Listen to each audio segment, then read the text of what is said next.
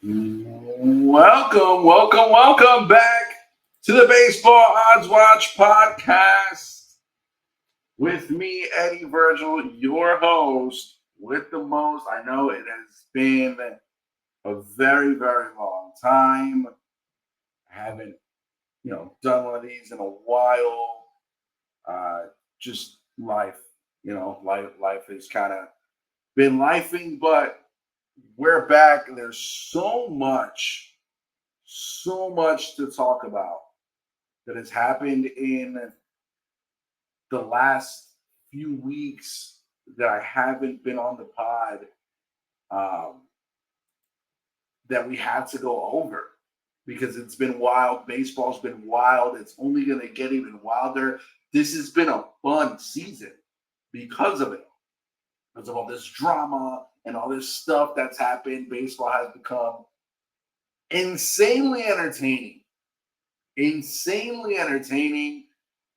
And the odds have moved up, down, left, and right. I mean, the ticker's not even updated. That's how much stuff has happened. The top five World Series favorites right now are the Los Angeles Dodgers at plus 230, the New York Yankees at plus 600, the New York Mets are the third favorites right now to win the World Series at plus 850, followed by the Detroit Tigers, which is incredible. I mean, that team has just been insane this year.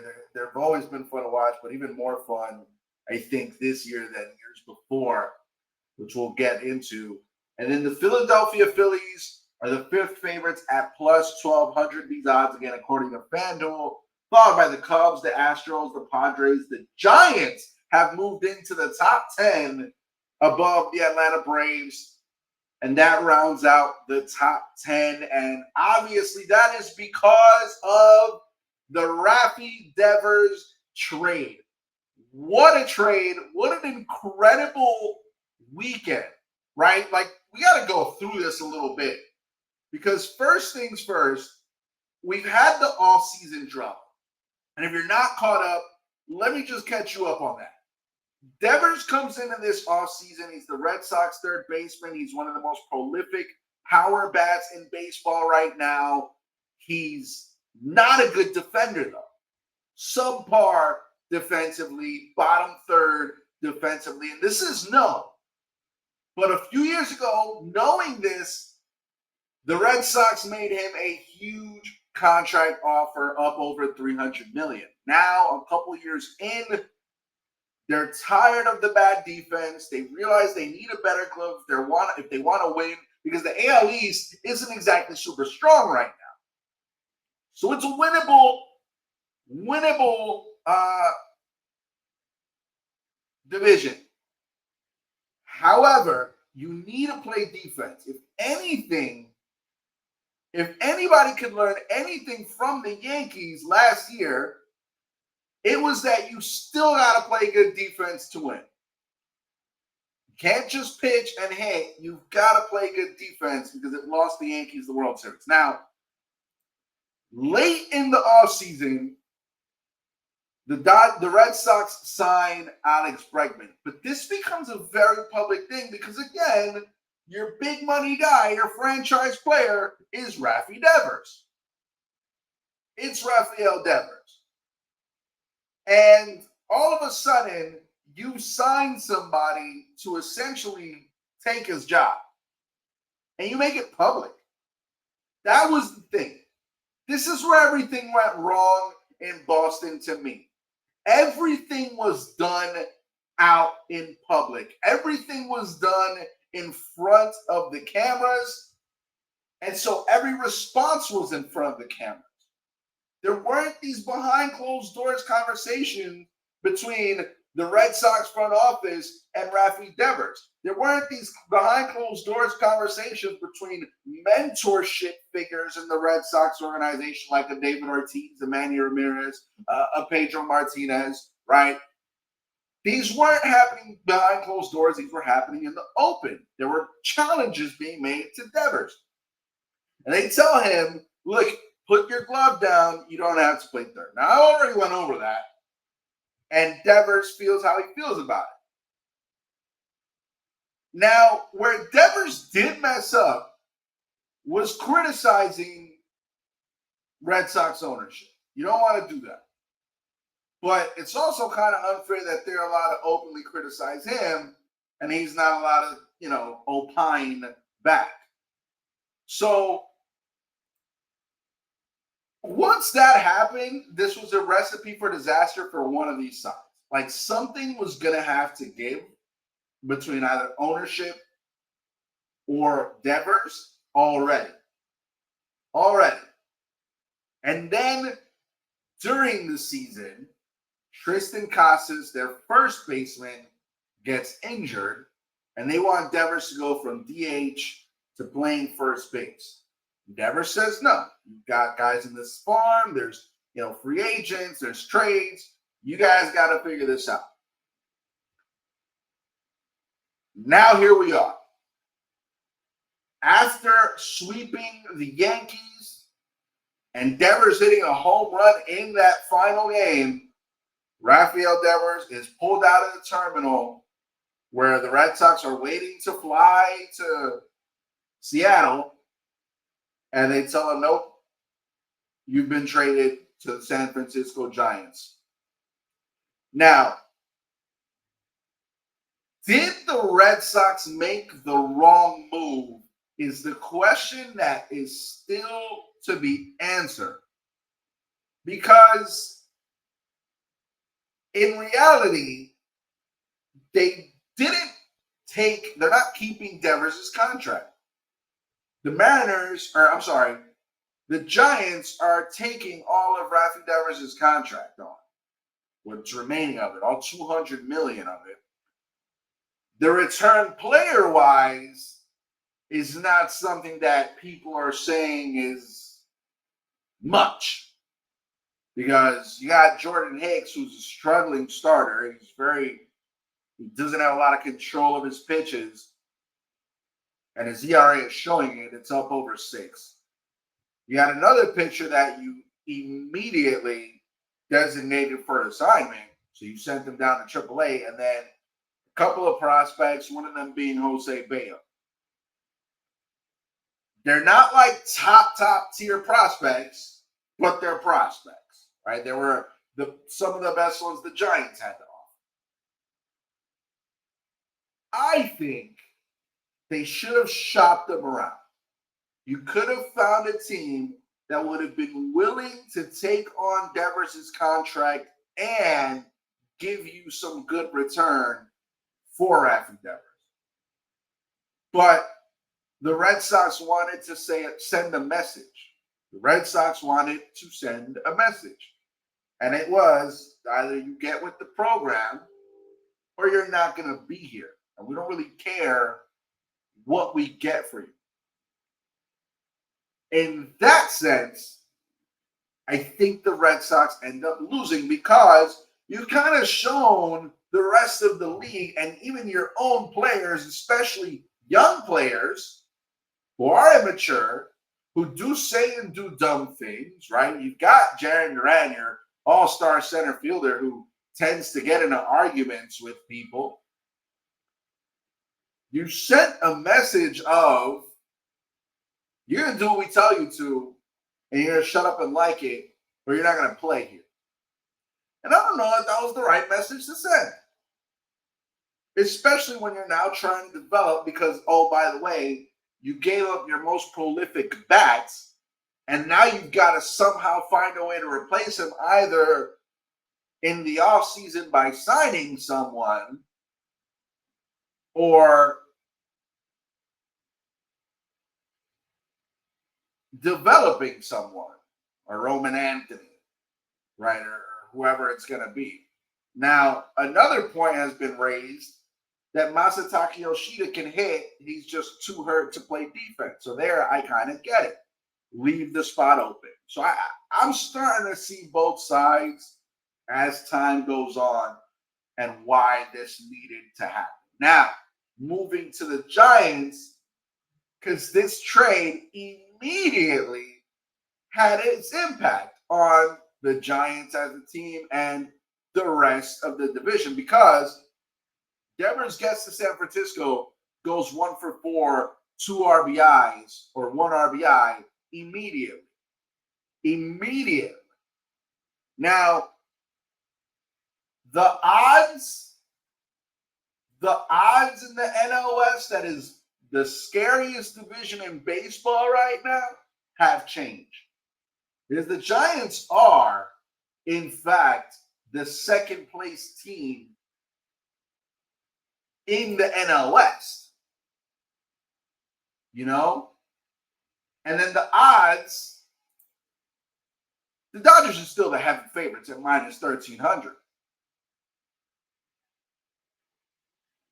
The Giants are now the second favorites, though, at plus 1,500, which is a huge gap considering it's only a 3.5 game difference between the two, and they still have to play each other, sometime in this season. I know the schedule's a little weird now because these divisional teams don't play each other as much, but they do have to get through the Dodgers. And you don't know what Devers and this lineup do against the Dodgers with him there. And Chapman coming back in a month at full health, playing third base. Devers bouncing back and forth at first base and DH. This Giants team gets just as scary as the San Diego Padres, and at this point, about as scary as the Los Angeles Dodgers. Now, the Dodgers are having their own struggles beating the Padres. They've got a crazy series going on right now. And if you're not watching it, I always say it at the end, but I'm going to say it right now. You need to watch this Dodgers-Padres game tonight. It's at 10 p.m. Eastern, I think 6 p.m. Western, and then wherever you are in between. That game yesterday was absolute cinema. I mean, this is what you want out of a rivalry game. And I said it during rivalry week that these are the two teams that should have been playing if you wanted to promote rivalries. This is the best rivalry in baseball right now. Because you see, with Devers leaving the Red Sox, all of a sudden the Red Sox are less of a threat to the Yankees. And that rivalry is way lower. But the Padres and Dodgers are throwing balls at each other. They hit Fernando Tatis Jr. They hit Andy Paz yesterday. Tatis Jr. gets hit today. Or yesterday. I'm sorry. Day before they hit Paz. Yesterday they hit Tatis. And then the Padres hit Ohtani in retribution. And then there's a warning issued once Ohtani gets hit, because he gets hit with a fastball in the thigh. And Dave Roberts does what any manager is going to come to and say, well, why don't we get a warning, and get himself ejected? Fine.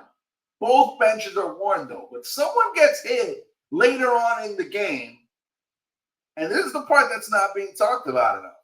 Someone else on the Padres gets hit by a pitch in the hand, I believe, or the wrist, and then nothing happens. Nothing happens. Umpires just gave a warning. Usually that means next batter gets hit, that pitcher and that manager, who's at this point, I think, the hitting coach, because Dave Roberts has already been ejected, they're both supposed to be ejected.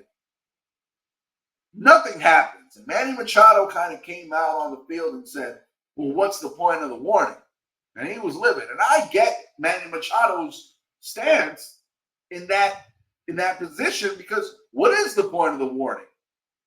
We all are now on the same page, supposedly, that now if anyone gets hit, it's ejections immediately, followed by probably fines and suspensions. But you're not doing that. But that leaves tonight's game wide open.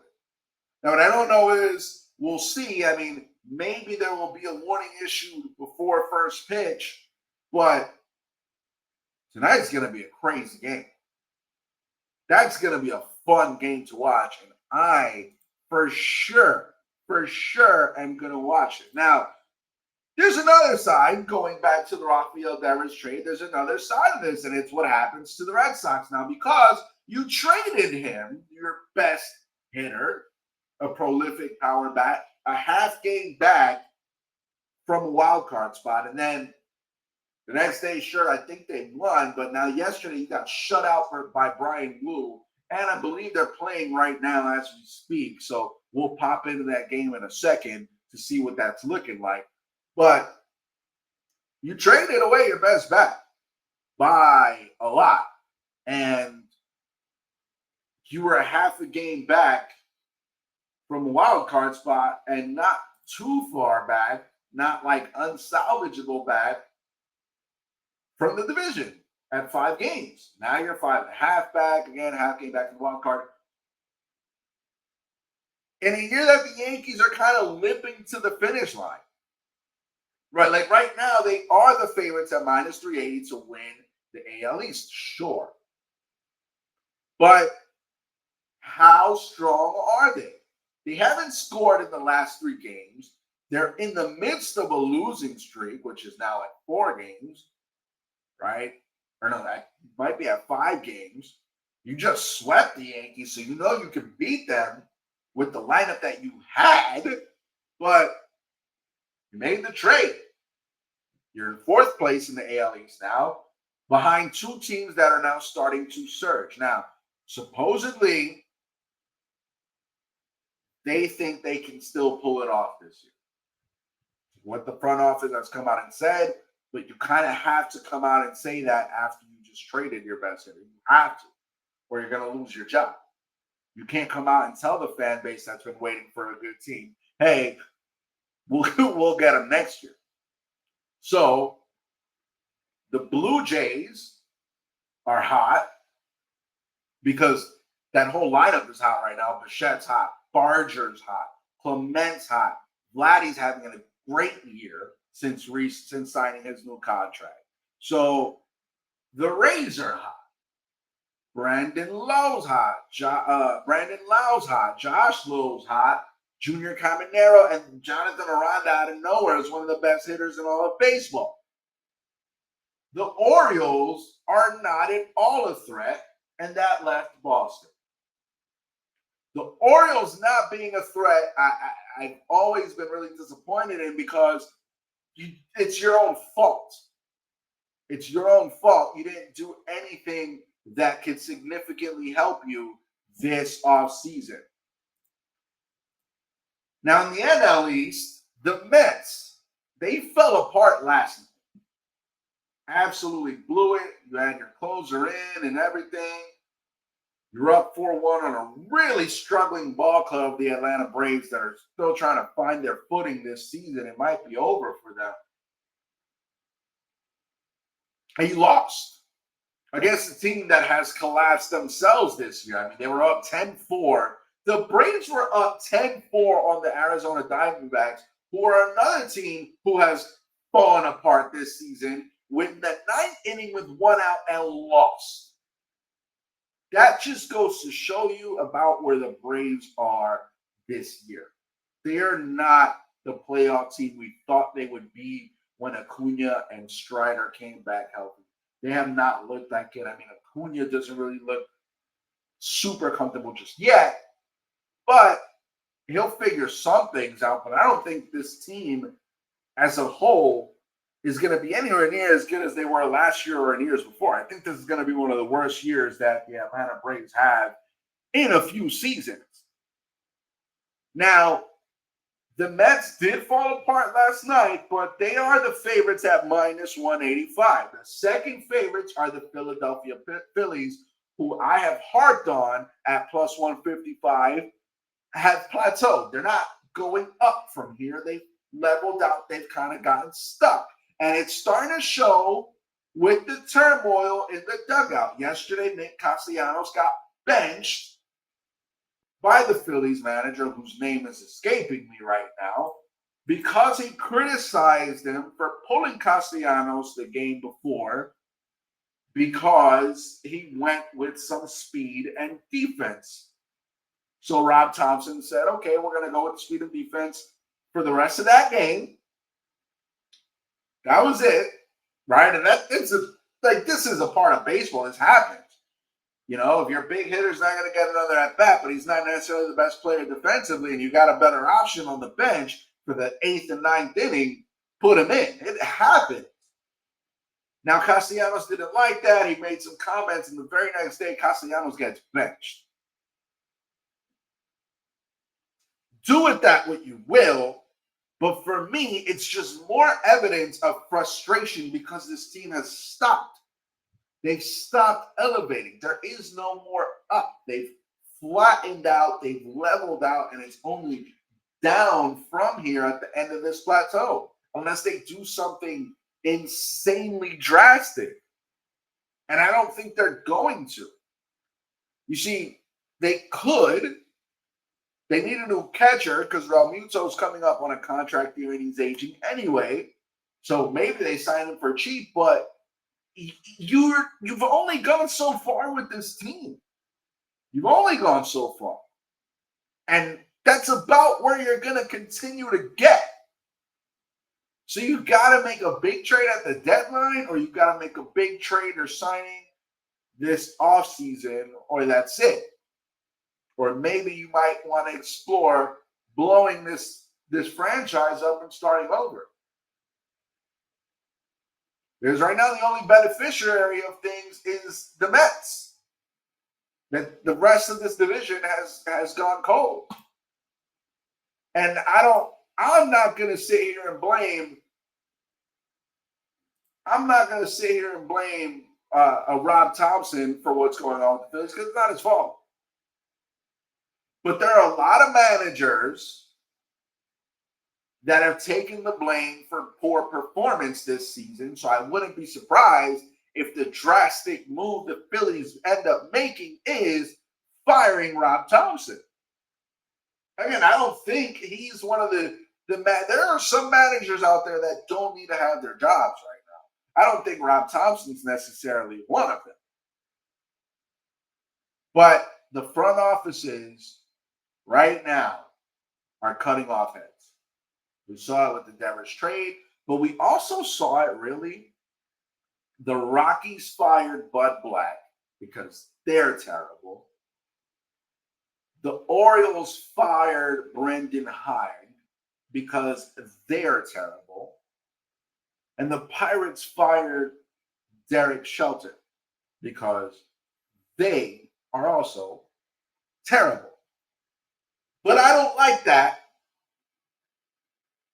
I don't agree with that, so I'm going to go ahead and rephrase it. I'm going to rephrase it the way that I see it, the way that everyone should see it. And it's that the Colorado Rockies, the Colorado Rockies are underperforming because they have done nothing to bolster their roster. So they fired their manager as a scapegoat. They fired Bud Black as a scapegoat. The Orioles had the golden egg, back-to-back playoff appearances, and did absolutely less than nothing this offseason to make their team better, having the team that they had, and have fired Brendan Hyde as a scapegoat. The Pirates have the best pitcher in baseball and did nothing to give him a team to win around and have fired Derek Shelton as a scapegoat. That's what that is. Who should be fired are these GMs and these front office people that are making the decisions for these rosters. Because you have done nothing to give these managers the tools to win. So it's not their fault. And on the other side of it, you got a team like the Arizona Diamondbacks under Troy Luvello, who have a great team, who have done everything to bolster their roster, and are losing very winnable games. That's a team that could use a managerial change. But no, the Rockies The Orioles and the Pirates are going to scapegoat their managers, while the Arizona Diamondbacks are just going to take it on the chin because they just like Troy Lovello. This is wrong. This is why people don't want to be managers in baseball. This is why, we all know players that we've watched growing up or that we watched retire, that we're like, that guy should become a manager. That guy should be a coach. And they don't, because of this right here. Because now all of a sudden, if the organization doesn't give you the tools to win with, it's your job, not theirs. And that's wrong. I don't agree with any of those manager firings. And I think Troy Lovello should be fired.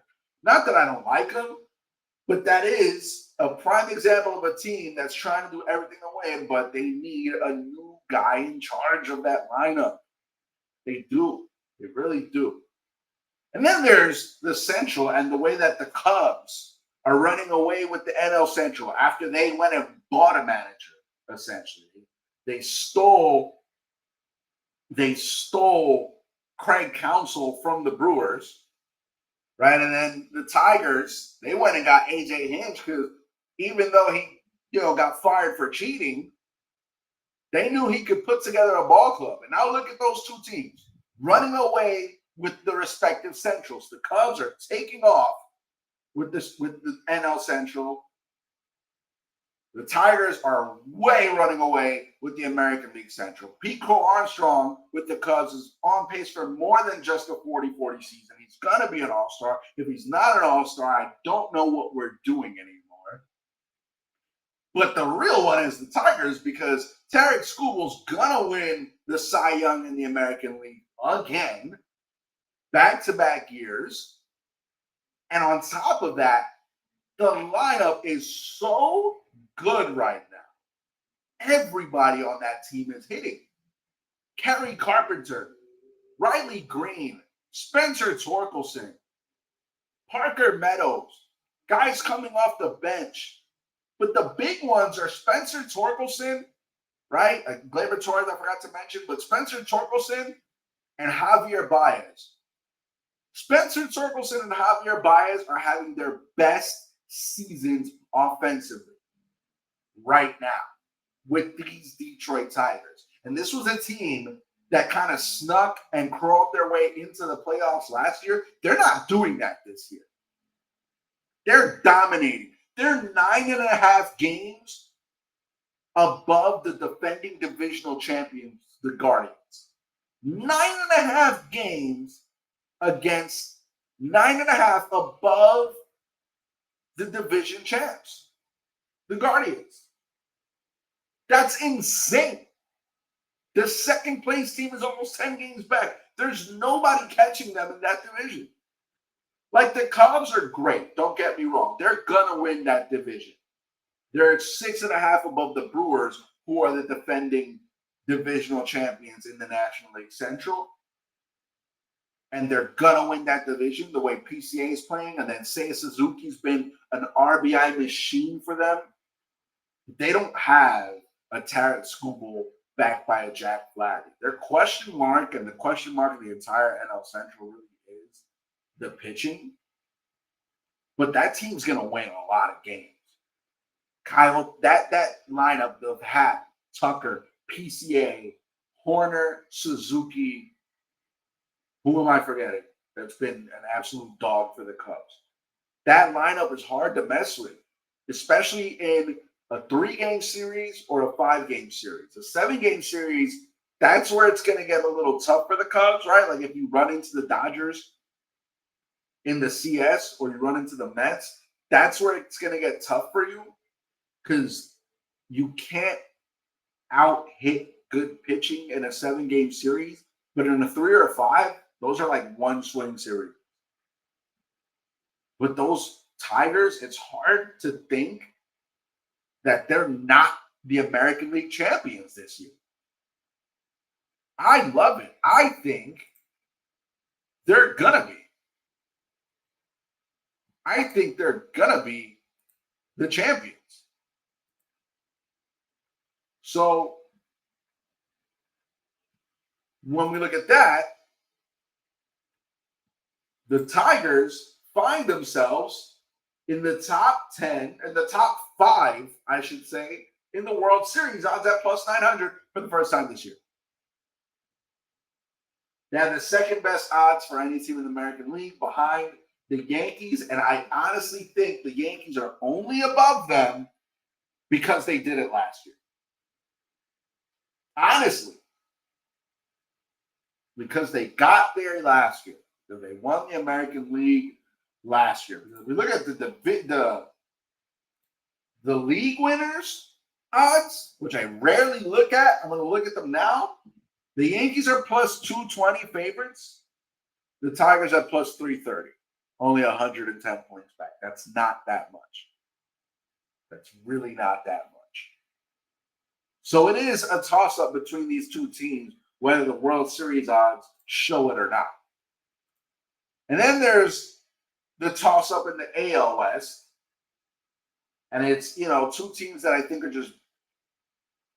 Let me not finish that sentence the way I was going to say it. Let me say it how it actually is.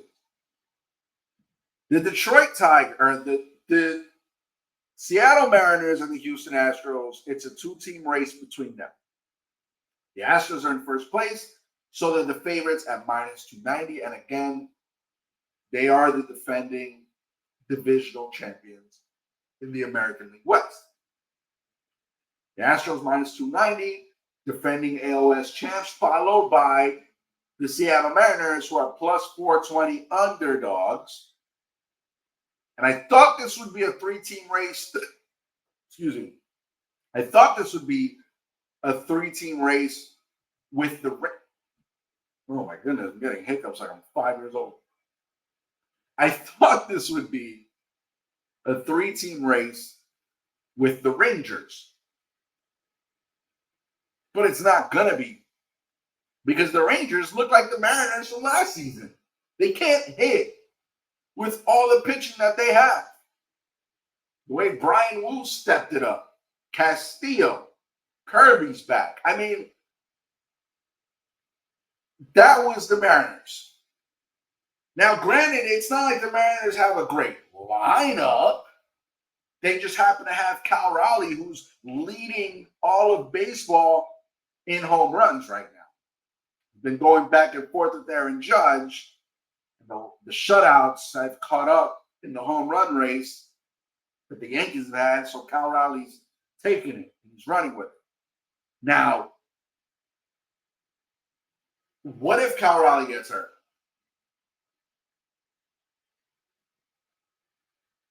That's it for the Mariners. Because Jorge Polanco's been hitting great, don't get me wrong, but that's it in that lineup. We saw it yesterday. He put up 8 runs on the Red Sox. Cal Raleigh was responsible for, I think, 5 of them. That's it. The Astros are a team that knows how to win. They know how to get to the playoffs, and they know how to win in the playoffs.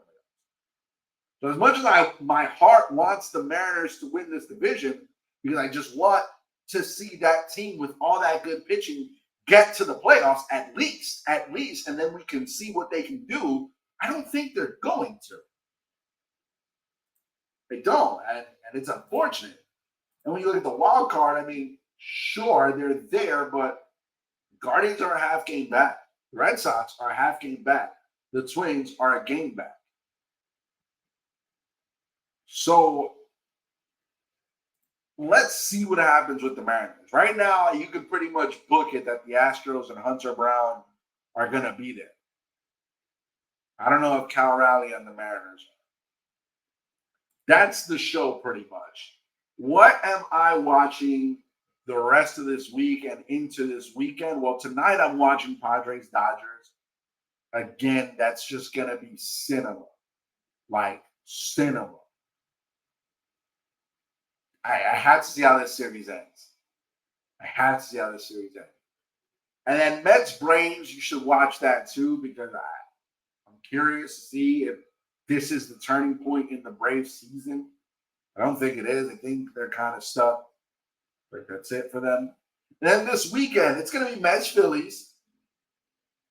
Because those are the top two teams in that division, and the Phillies, a sweep or 2 games winning makes a big difference. But anything other than that, the Mets are going to really start to distance themselves in the NL East. And then the Red Sox Giants, because guess what? The Red Sox are in San Francisco facing their own pal Rafi. And I want to see if he makes them pay. I want to see if he makes it hurt. I think he should. So with that, thank everyone who has joined on TikTok, on Instagram. I don't know how Ron got into this stream itself, but did. Shout out to you. I don't know how you did that, but you're here. Unless you're watching on YouTube, maybe that was happening. I'm not sure. But thank you all for joining. I will see you next week with another episode of the Baseball Odds Watch podcast. Have a great week.